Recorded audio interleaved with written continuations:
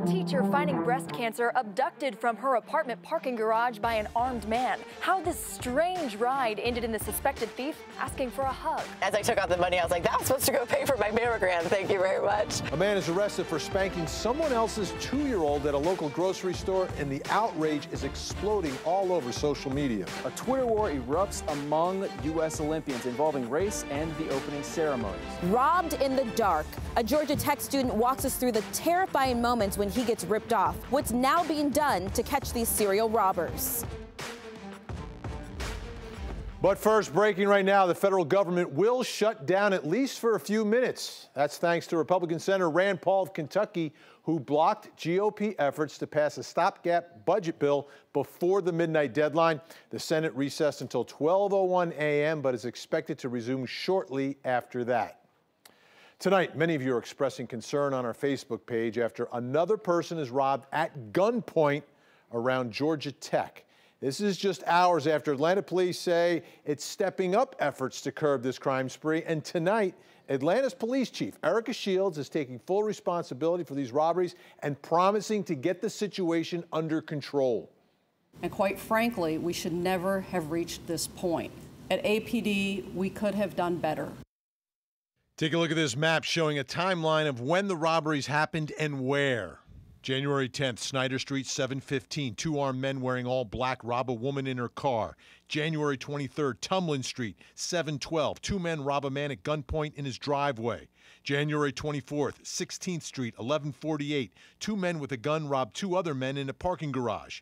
January 28th, 8:20 Richard Street. 3 men with their faces covered rob a pedestrian. Again, January 28th, 8:45 Atlantic Drive. 4 victims walking on 11th Street robbed by 2 armed men. February 4th, 11:49 Snyder Street. 2 men with a gun get out of a car and rob a pedestrian. I'm with Gote Hussan, who was one of the victims of the robberies around Georgia Tech, and he's going to walk us through what happened to him. So what happened? So I was leaving my friend's house and walking towards 10th Avenue.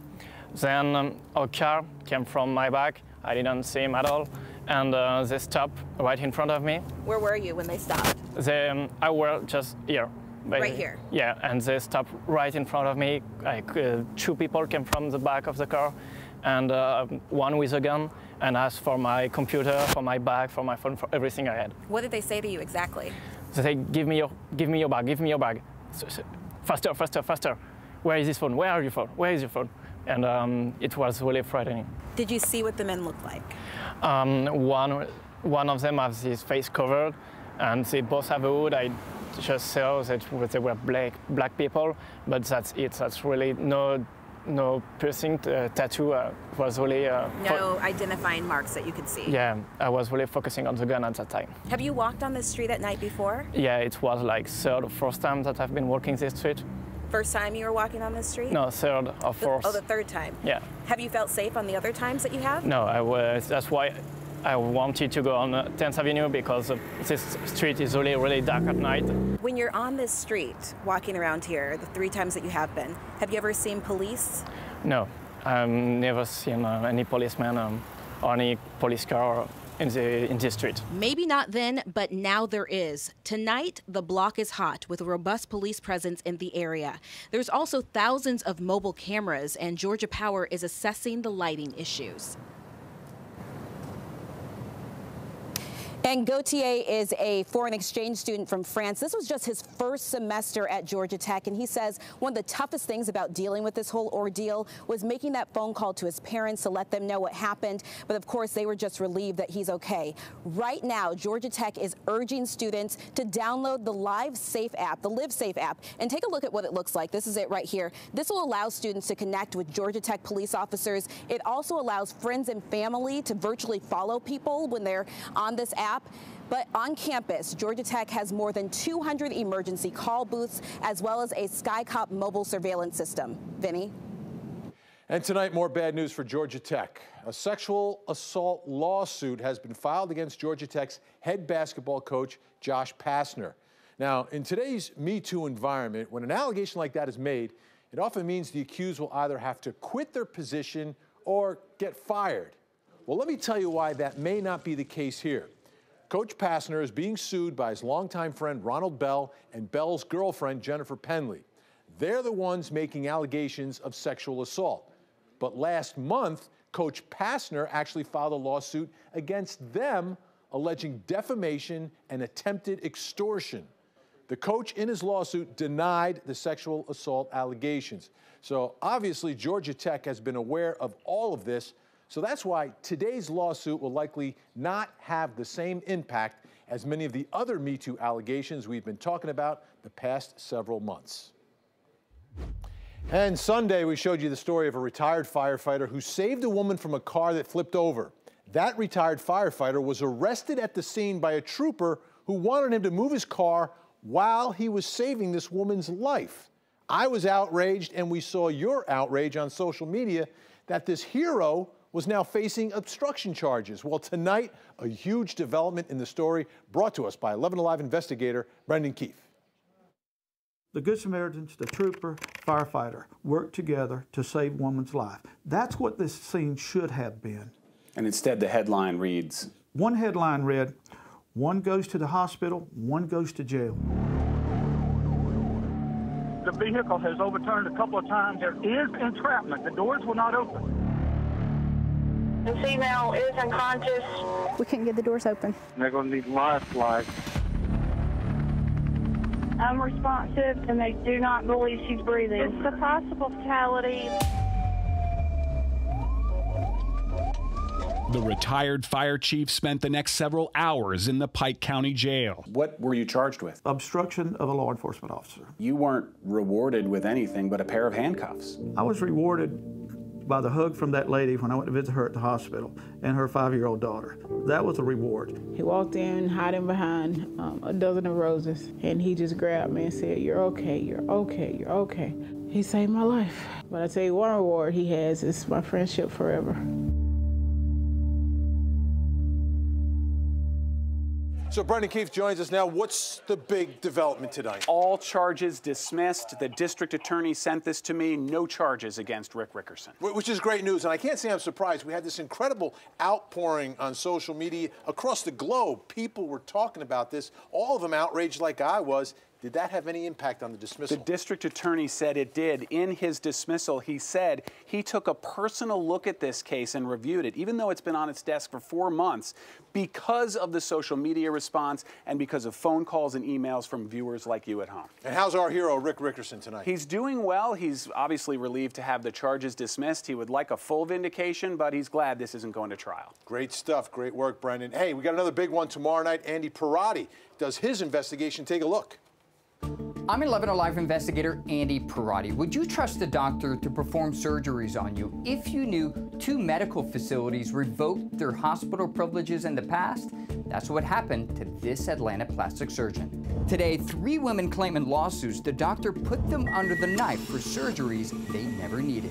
The bottom line is none of this was necessary. I put my trust in this surgeon. We investigate Friday after the Olympic Games. And those Olympics are already underway, but it's a former Olympian making waves tonight, accusing her former coach of sexual abuse. U.S. swimmer Ariana Kukors, a one-time U.S. national swimming team coach, Sean Hutchinson, she says, began grooming her for a sexual relationship when she was just 13 years old. Now, according to these court documents, she says Hutchinson also took thousands of sexually explicit photos of her. She says that abuse began when she was 16 and continued for 8 years. In a statement, the coach denied the abuse, calling the allegations wild. I'm Alex Glaze. The 2018 Olympics in Pyeongchang, South Korea are underway. Time for an opening ceremony, Olympic edition of the Speed Feed, taking you down the slopes and on the ice for all you need to know about day one. It's going to be a great warm couple of weeks while everyone else at the event's trying to not get frostbite. Speed skater Shawnee Davis apparently not happy about how the U.S. Olympic Committee picks its flag bearer. A tweet from his verified Twitter account says, Team USA dishonorably picked its flag bearer with a coin flip. Also on the tweet, no problem, I can wait until 2022. Hashtag Black History Month 2018, hashtag Pyeongchang 2018.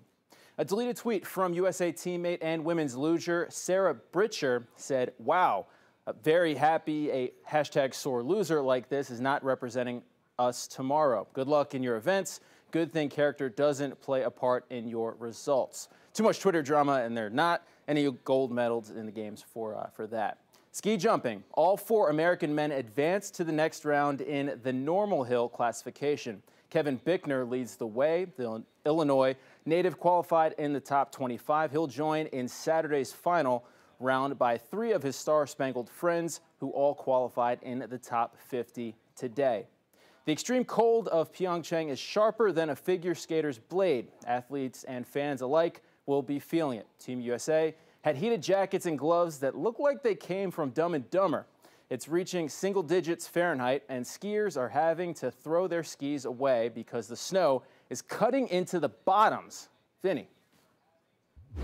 All right, so we go from the real cold weather to some spring storms, Chris, and now they've confirmed that we actually did have these tornadoes yesterday. Yeah, the National Weather Service went out and did a survey on these storms that we had yesterday, and they have determined 3 tornadoes in Georgia. The first one was here in West Georgia, over just to the south of Buchanan, near the Georgia-Alabama line. It was an EF0 with 85-mile-an-hour winds. It had a path of about 1.25 miles, 250 yards wide. It was at 7:43 in the morning yesterday. There were multiple trees down, a duplex and cars were damaged, and it was about a half mile just to the west of the Bremen area. All right, that's the first one. Where was the next one? So that one was just a little bit more to the south, and this one was a little bit stronger. It was classified as an EF1 storm. It occurred also yesterday morning. You can see that it was near the Glen area, moved up to near Franklin. It had a 5-mile path and 95-mile-an-hour winds. It was also about 250 yards wide. That was just after 9 o'clock yesterday morning. Large trees, dozens and dozens of trees snapped and uprooted, and again, that was that 5-mile path from the Glen area that moved up to around Franklin.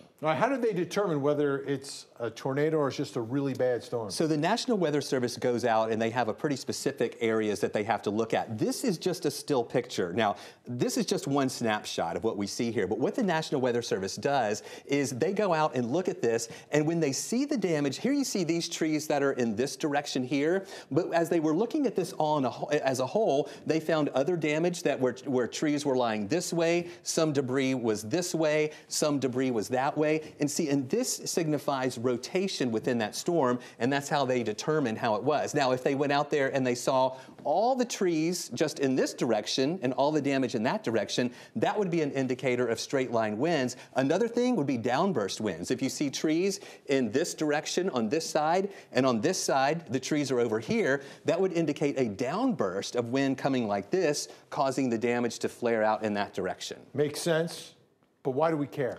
Well, we need to know what happened with the storm. Number one, people want to know, did a tornado hit my house or did thunderstorm winds hit my house? It also helps when the National Weather Service goes out for insurance companies as well to be able to say, we have confirmed this was a tornado with winds of 95 miles an hour. Another reason they want to do this is just for verification purposes. If the National Weather Service determines there's a tornado and they didn't issue a warning, they need to know about that so they can issue better warnings next time. All right, great stuff. Thanks, Chris. He was hiding like right here, and my car was maybe 2 cars down. A teacher dealing with breast cancer taking a gunpoint from her apartment building's supposedly secure garage. She tells us how she got away.